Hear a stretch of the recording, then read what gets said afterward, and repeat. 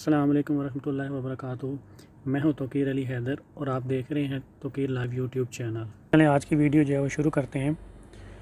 आज की वीडियो में हम लोग बात करेंगे अकाउंटिंग के बारे में। चैप्टर 1 इंट्रोडक्शन टू अकाउंटिंग, आज इसका यूनिट 3 जो है वो हम लोग पढ़ेंगे आज। ठीक है, तो आइए अपने क्वेश्चन की तरफ चलते हैं।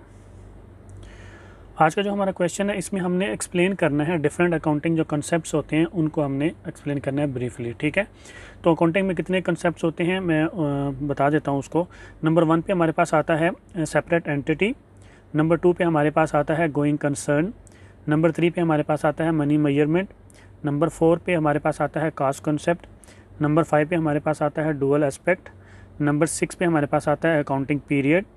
नंबर 7 पे हमारे पास आता है मैचिंग और नंबर 8 पे हमारे पास आता है रियलाइजेशन कंसेप्ट। ठीक है, ये 8 कंसेप्ट हैं अकाउंटिंग के जिनके बारे में आपको नॉलेज होना ज़रूरी है और फुल नॉलेज होना ज़रूरी है। ठीक है, क्योंकि जो भी अकाउंटेंट होता है उसको इन 8 जो है कंसेप्ट्स का नॉलेज जो है वो होता है। ठीक है, और वो अकॉर्डिंग टू दिस कंसेप्ट जो है वो अपनी फाइनेंशियल स्टेटमेंट्स को लेकर चलता है। ठीक है, तो अभी हम देख लेते हैं बारी बारी इन सब कंसेप्ट्स को। ओके, तो नंबर 1 पे हमारे पास आता है सेपरेट एंटिटी। ठीक है, तो सेपरेट एंटिटी क्या होता है? बेसिकली सेपरेट एंटिटी का मतलब होता है कि जो ओनर होता है बिज़नेस का, ठीक है, वो और जो ऑर्गेनाइजेशन होती है, ये जो कंपनी होती है, ये जो बिज़नेस होता है वो, ये दोनों सेपरेट होते हैं। ठीक है, और इनकी जो हर ट्रांजैक्शन है वो भी सेपरेट होती है और सेपरेट ही लिखी जाएगी। ठीक है, इसके बाद जो है कि ये नहीं हो सकता कि ओनर जो है वो बिज़नेस के अंदर से पैसा निकाल ले या बिज़नेस के अंदर से पैसा डाले और बिज़नेस की जो फाइनेंशियल है उसके ऊपर इफेक्ट ना हो।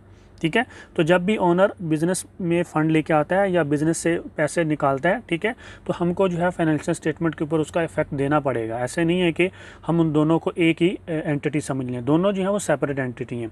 लेकिन अगर हम कुछ पार्टनरशिप या प्रॉपर्टरशिप वाला बिज़नेस है उसमें बाय लॉ देखें तो वो दोनों को एक ही ट्रीट करते हैं।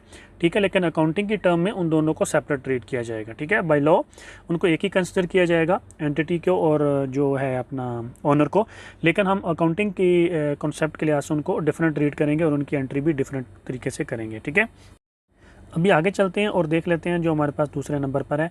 दूसरे नंबर पर है गोइंग कंसर्न। ठीक है, गोइंग कंसर्न का क्या मतलब होता है? हम अज्यूम कर रहे हैं, मतलब हम अज्यूम करते हैं कि बिज़नेस जो है उसके ऊपर जितनी भी उसकी ओब्लिगेशन है, फाइनेंशियल ओब्लिगेशन है जो उसके ऊपर आ रही हैं, ठीक है, बिज़नेस के अंदर इतनी कैपेबिलिटी है, ठीक है, कि वो अपनी फाइनेंशियल ओब्लिगेशन को पूरी कर सके। ठीक है, इसके अलावा दूसरा पॉइंट इसमें क्या आता है कि कोई मतलब बिज़नेस के ऊपर कोई ऐसा थ्रेट नहीं है जो जिसकी वजह से बिज़नेस जो है वो क्लोज़ होने के चांसेस हैं नेक्स्ट टाइम पीरियड के अंदर। ठीक है, और वो टाइम पीरियड कितना होता है? नेक्स्ट 1 ईयर होता है। ठीक है, तो बेसिकली गोइंग कंसर्न का क्या मतलब होता है कि नेक्स्ट 1 ईयर में बिज़नेस जो है वो चलने वाला है।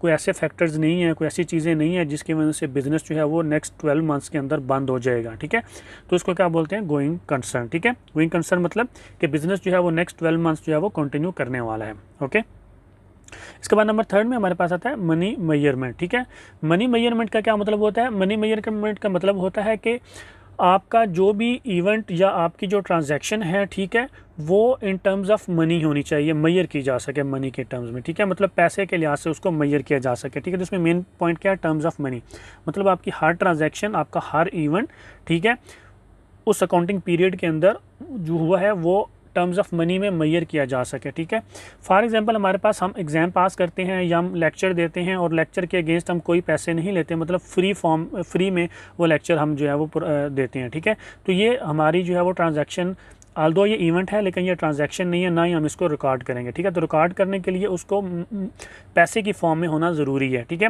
लेकिन हम क्या करते हैं, हम अगर लेक्चर देते हैं और उसके अगेंस्ट कुछ फ़ी लेते हैं, ठीक है, तो ये रिकॉर्ड की जाएगी क्योंकि इसमें हम जो है वो पैसे ले रहे हैं, इसको इन टर्म्स ऑफ मनी जो है वो एक्सप्रेस किया जा सकता है, मेजर किया जा सकता है। ओके, तो आपके जो भी साल के अंदर इवेंट होंगे, ठीक है, कोई भी ट्रांजैक्शन होंगी, वो अगर इन टर्म्स ऑफ मनी हम लोग मेजर कर सकते हैं तो हम उसको रिकॉर्ड करेंगे। इन टर्म्स ऑफ मनी अगर हम उनको मेजर नहीं कर सकते तो हम उनको रिकॉर्ड नहीं करेंगे। मनी मेजरमेंट का ये मतलब हो गया। ओके, तो अभी चलते हैं हमारे पास नंबर जो 4 है हमारे पास कास्ट कंसेप्ट। ठीक है, तो जो कास्ट कंसेप्ट है हमारे पास, इसका क्या मतलब होता है? इसका मतलब है कि हमारे जो एसेट्स हैं, ठीक है, उनको हमने कास्ट के ऊपर जो है वो रिकॉर्ड करना है हमेशा। ठीक है, जितने का हमने लिया होगा उतने का हमने फाइनेंशियल स्टेटमेंट में शो करना है। लेकिन इसमें एक चीज़ आती है डेप्रिसिएशन। ठीक है, डेप्रिसिएशन के बारे में हम आगे चल के जो है ना इसकी एंट्रीज भी पढ़ेंगे।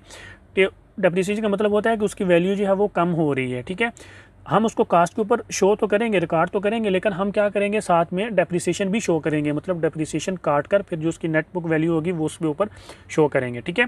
तो कास्ट कंसेप्ट का क्या मतलब है, asset should always be recorded at their cost, ठीक है, लेकिन after deducting its depreciation. Okay, cost concept का यह मतलब हुआ, क्लियर हो गया। अब नंबर 5 की तरफ चलते हैं। 5 है डुअल एस्पेक्ट। डुअल एस्पेक्ट का क्या मतलब है, देखें डुअल से निकला है दो।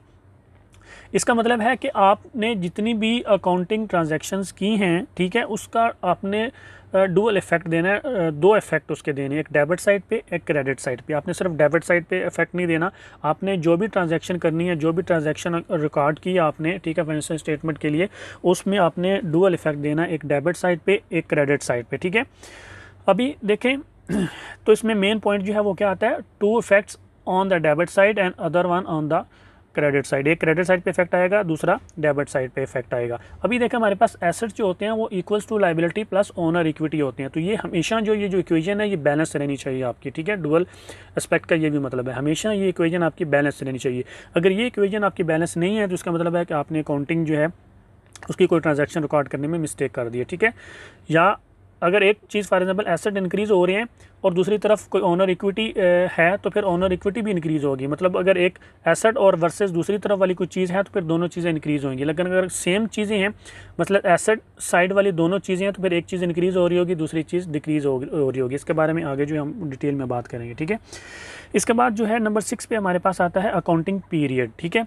अकाउंटिंग पीरियड के क्या मतलब है, देखें ये पीरियड से निकला है। इसका मतलब होता है कि हमारी जो फाइनेंशियल स्टेटमेंट है उसका ख़ास पीरियड होता है, ठीक है, और उसी टाइम फ्रेम के अंदर सारी जो हमारी ट्रांजैक्शंस हैं वो रिकॉर्ड की जाती हैं, उसके बाद उनको एक्यूमुलेट किया जाता है, फिर फाइनेंशियल स्टेटमेंट्स बनाई जाती हैं, ठीक है। और वो फाइनेंशियल स्टेटमेंट जो हमारे बिज़नेस के ओनर्स होते हैं उनको पेश की जाती हैं, ठीक है। तो अकाउंटिंग पीरियड का नॉर्मली जो अकाउंटिंग पीरियड होता है वो 1 जनवरी टू 31 दिसंबर होता है, ठीक है। एक साल का काफ़ी कंट्रीज़ में डिफरेंट भी होता है, कंपनीज़ टू कंपनीज़ वेरी भी करता है, ठीक है। तो अकाउंटिंग पीरियड का क्या मतलब होता है कि ऐसा टाइम पीरियड जिसके अंदर सारी फाइनेंशियल स्टेटमेंट जो हैं वो बनाई जाती हैं, ठीक है। सब ट्रांजैक्शंस को एक्यूमुलेट करके फाइनेंशियल स्टेटमेंट बनाई जाती हैं और वो ओनर्स को दिखाई जाती हैं या उनके सामने रखी जाती हैं ताकि वो अपने जो बिज़नेस है उसकी जो परफॉर्मेंस है वो एनालाइज कर सकें, ठीक है। इसके बाद नंबर 7 पे हमारे पास आता है मैचिंग कंसेप्ट, ठीक है। मैचिंग का क्या मतलब होता है, मैचिंग का मतलब ये होता है कि आपने कोई रेवेन्यू या उससे रिलेटेड कोई एक्सपेंस किए हैं तो आपने सेम अकाउंटिंग पीरियड के अंदर लिखने हैं। ऐसा नहीं है कि आपने रेवेन्यू इस पीरियड में लिख दिया, इस साल में लिख दिया और उसके अगेंस्ट जो आपने एक्सपेंसेस किए हुए वो आपने अगले साल में लिख दिए, नहीं, ऐसे नहीं करना आपने। जिस साल में आपने रेवेन्यू रिकग्नाइज करना है फाइनेंशियल स्टेटमेंट के अंदर, उसी साल में आपने जो उसके ऊपर एक्सपेंसेस आए होंगे वो भी रिकग्नाइज करने हैं, ठीक है। तो इसमें 3 चीज़ें, एक आपका रेवेन्यू आता है, एक उससे रिलेटेड सारे एक्सपेंसेस आते हैं, ये आपने सेम अकाउंटिंग पीरियड के अंदर रिकॉर्ड करने हैं, ठीक है। नेट जो आपकी इनकम है वो कैलकुलेट करने के लिए। तो मैचिंग क्लियर हो गया। मैचिंग मतलब आपने जितने भी एक्सपेंस किए हैं रेवेन्यू जनरेट करने के लिए वो दोनों एक ही पीरियड के अंदर आपने रिकॉर्ड करने हैं, दैट इज़ कॉल्ड मैचिंग। तो इसके बाद नंबर 8 पे हमारे पास आता है रियलाइजेशन कॉन्सेप्ट, ठीक है।